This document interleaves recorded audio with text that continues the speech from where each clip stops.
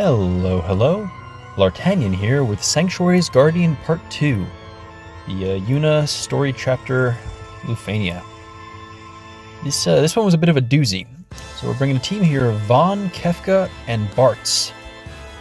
Trying to clear this without using Yuna's LD, just kind of prove a point. We actually used the base call at the start of the fight there, you'll see, but we'll be avoiding pressing the LD call button just to try to get through this without using her, even though she is probably the path of least resistance to get through this fight.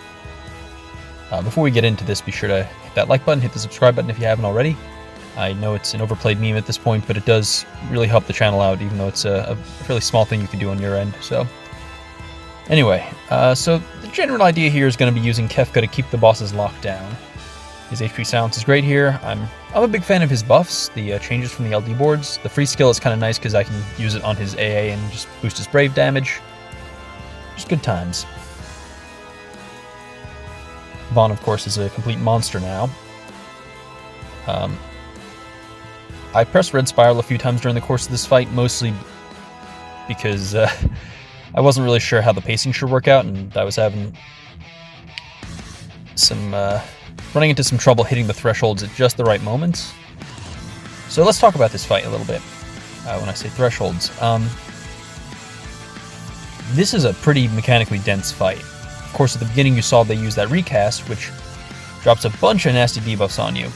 Here we go with threshold number 1 I had mentioned. Gonna try to bring them both under 80. Unfortunately, we do not do that, which kind of sucks. So we're actually going to use Kefka's turn jump here to take advantage of... they're going to warp on us now, Jesus. They're moving too fast for me to get all the mechanics in. So the debuff they just put on us is actually very similar to Eald'narche or Realm's warp type or sketch effects. Basically, they take a turn right after you act while it's on you, which kind of is a nifty boss mechanic, but also kind of brutal. So we use Kefka to survive it, because these guys are very HP damage heavy.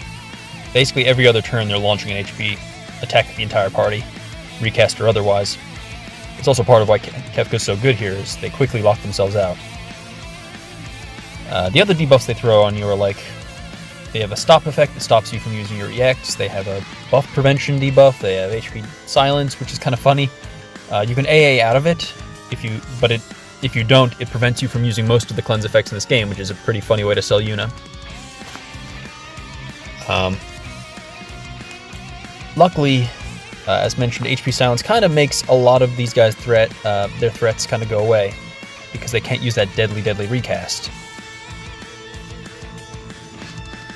We're just trying to go ahead and fix the break order there, because I wasn't paying attention and thought that B was actually the first in the break order. So here we are, we've kind of turned it around again like it was a little bit awkward there, but we're once again trying to manage these thresholds and get them below 80%, ideally with Kefka lined up to go after them, because he's the one holding the Mog call. I gave it to him because I figure he's super duper fast.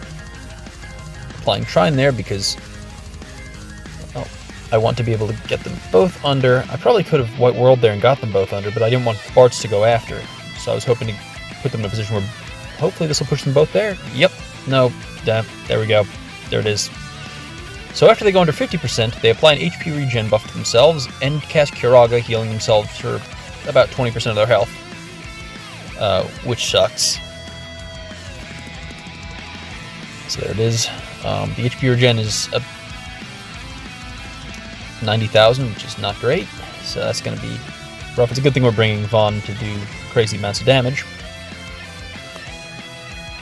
But, yeah, that warp is kind of a problem. So right now I'm trying to figure out how much HP silence I have left on them, and if I can afford to let them take a few turns, because obviously we have no healing on the team beside Mog, which we already used, at the 80% mark in order to get Brothers capped out. So we're going to go ahead and knock them both back, let them take another turn.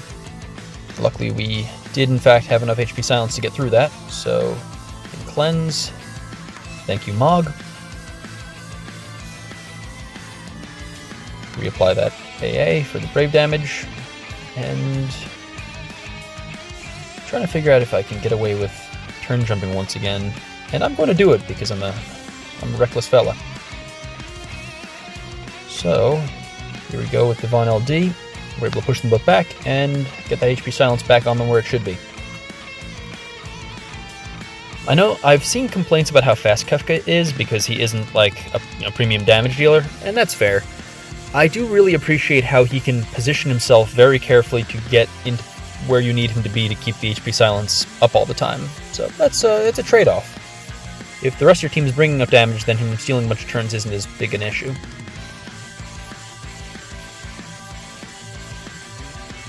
So,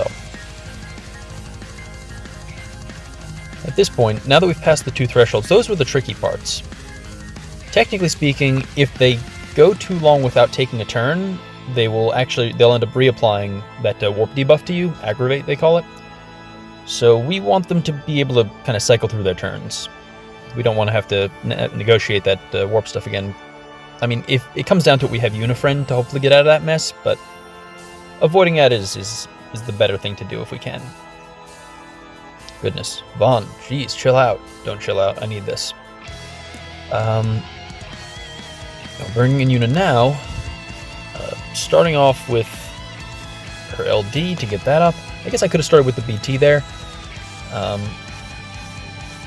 I was under the impression that her LD was going to refund her after it. It obviously didn't, but that was kind of the thinking there, because she likes being at high brave to do her burst effect.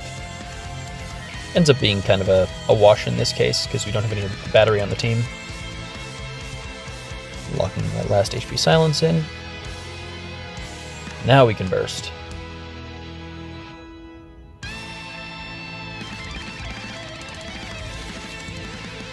Here we go. Got that sweet Yuna auras up. Time for Vaan to cut loose on his end. After all the trouble I went through getting this damn burst weapon, you be darn sure I'm going to use it. So, gonna just be LDing and spamming White Whirl here, seeing some absurd damage numbers. Probably would be better if we using someone other than Kefka as the third party member, but obviously we had to kind of skimp a little bit on our offensive calls with just the Kurasame call, since we had all that cleansing and stuff, but it's okay. I'd say 3.3 million is a solid burst phase, wouldn't you?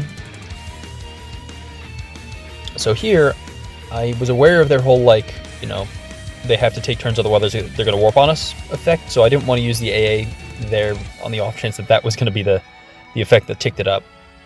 So now that they've taken a turn, I feel comfortable going to summon and blasting them to hell. Probably not going to be doing challenge runs of this, because I tried bringing Golbez through here with who was it? With 9 and Rosa, and it was going real solid. I was using the 6 debuffs, the 6 frame buff strategy you can use here, where once you get past the initial debuffs they put on you, you can put 6 frame buffs on the party and basically ignore all their mechanics.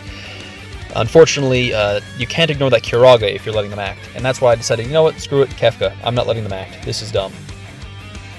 There we go. Thanks, Vaan. Finishing us off. There was the quest. There, it's done. Pass. Never doing it again. Thank you for watching.